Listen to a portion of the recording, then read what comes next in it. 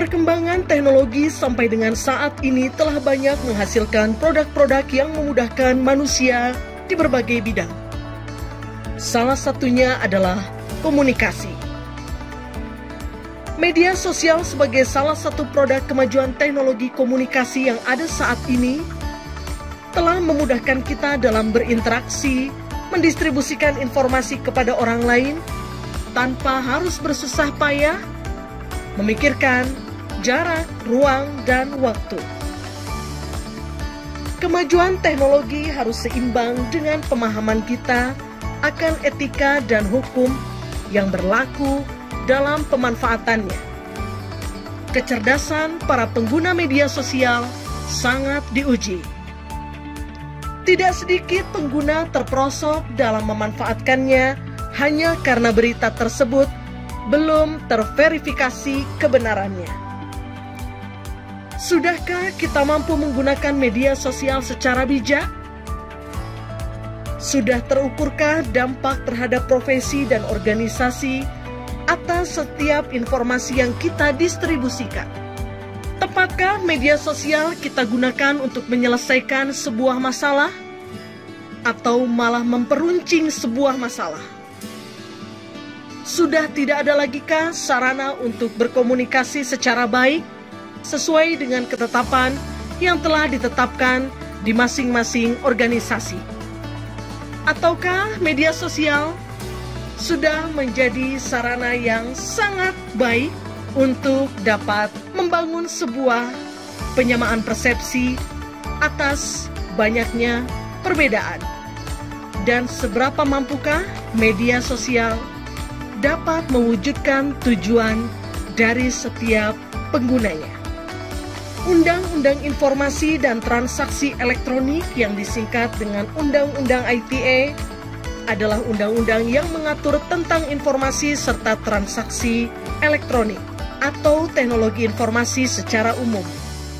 Undang-undang ini memiliki yurisdiksi yang berlaku untuk setiap orang yang melakukan perbuatan hukum.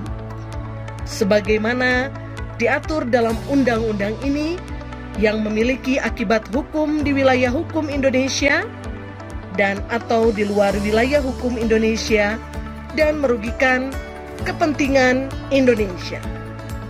Selamat bergabung dan berjumpa kembali dengan kami di seminar online ke-43 Apoteker Berbagi Ilmu, Pengurus Pusat Ikatan Apoteker Indonesia.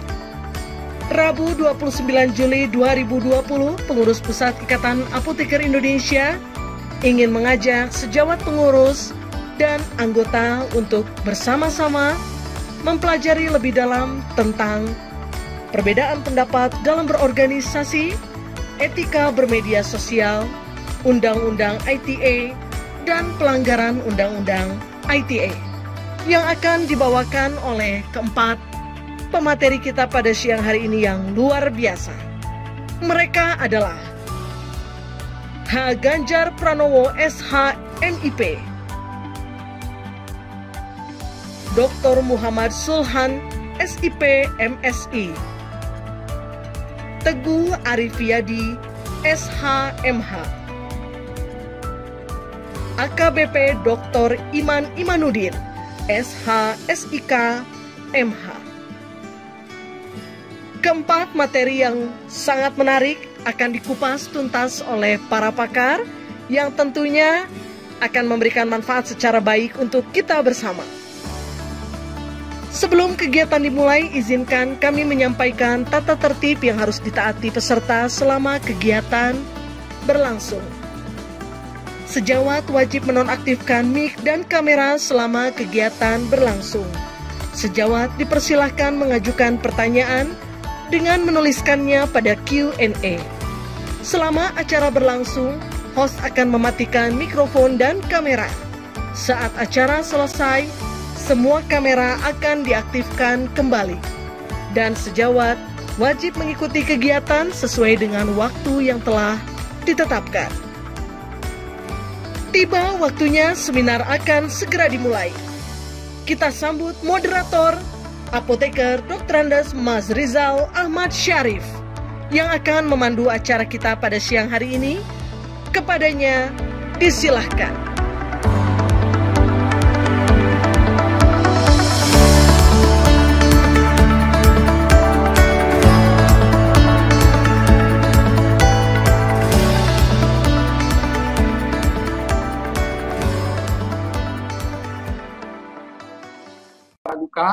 Beliau ini S1, S2, S3-nya diselesaikan di Universitas Gadjah Mada yang terkait dengan sosial media, dan sekarang ini beliau itu bekerja di Fakultas Sosial dan Politik Universitas Gadjah Mada. Beliau sekarang ini juga dalam organisasi sebagai Ketua Umum Asosiasi Pendidikan Tinggi Ilmu Komunikasi Indonesia. Beliau juga sebagai Ketua Departemen Ilmu Komunikasi Visipol UGM. Beliau juga sebagai konsultan ahli Badan Perpustakaan dan Arsip Daerah di DIY. Beliau juga sebagai Ketua Divisi Litbang Asosiasi Perguruan Tinggi Ilmu Komunikasi atau Aspikom wilayah Jateng dan DIY. Beliau saat ini juga sebagai Ketua Program Studi S1 Departemen Ilmu Komunikasi Visipol UGM. Dan terakhir beliau juga sebagai Ketua Dewan Pembina Keluarga Besar Sukamara Yogyakarta. Sejawat sekalian, saya rasa saya tidak sampaikan semua CV dari Dr. Muhammad Sulhan, karena saya rasa banyak sekali kegiatan, banyak sekali organisasi yang beliau ikuti. Nanti kita dengar saja apa yang kita dapatkan dari beliau yang terkait dengan etika bermedia sosial. Dan untuk itu, kepada yang terhormat Bapak Dr. Muhammad Sulhan, kami alokasikan waktu 40 menit, dan setelah itu nanti Pak Sulhan, kita akan melakukan diskusi pada sesian tanya-jawab. Dan untuk selanjutnya, waktu dan ruang kami persilahkan kepada Bapak Muhammad Sulhan. Silakan Pak Sulhan. Terima kasih Pak Rizal, luar biasa. Saya sangat apresiasi dengan webinar ini. Para Bapak Ibu semua, Assalamualaikum warahmatullahi wabarakatuh. Para sejawat di seluruh Indonesia yang betul-betul sebagai pahlawan luar biasa untuk menjaga kesehatan kita bersama. Saya sangat bangga dan terhormat untuk memberikan materi pembuka di webinar kali ini. Saya diberikan tugas oleh panitia untuk berbicara etika di media sosial, dan saya harus memilih lebih banyak berbicara sebagai seseorang yang istilahnya itu mengawali sisi praktis dan bukan berbicara bagaikan seorang begawan yang memberikan kuliah tentang etika, karena orientasi dari diskusi kita nanti adalah bagaimana cara melihat proses kita bermedia sosial.